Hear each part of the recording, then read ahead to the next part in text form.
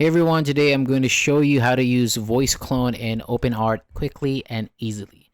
So this feature turns written text into a natural voiceover using a cloned or ready-made voice. So first open up your browser and go to the Openart Suite homepage. And once it loads, find the menu in the middle and click audio.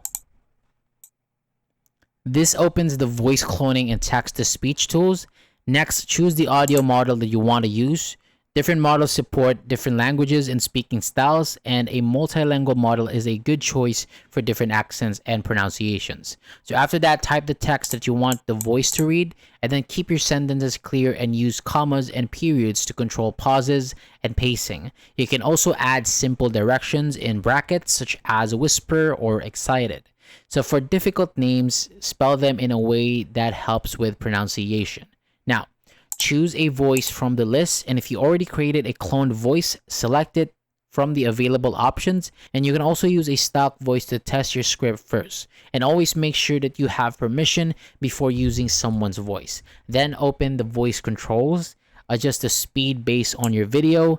A slower pace is clear for tutorials, while a slightly faster pace adds energy, and then avoid extreme settings so that the voice stays natural.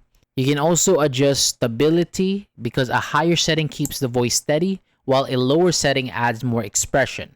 And then similarity boost helps the sound closer to the selected voice.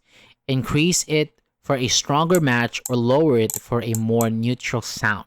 And finally, adjust style exaggeration to add more warmth or personality, and make small changes so the result does not sound unnatural. And once everything is ready, click generate and then wait for the audio to process, and then listen to the result and check the timing, tone, pronunciation. If needed, change the text or controls and then generate it again. So thank you so much for watching. That is all for today. For more videos like this, hit the subscribe button below, and I will see you on the next video.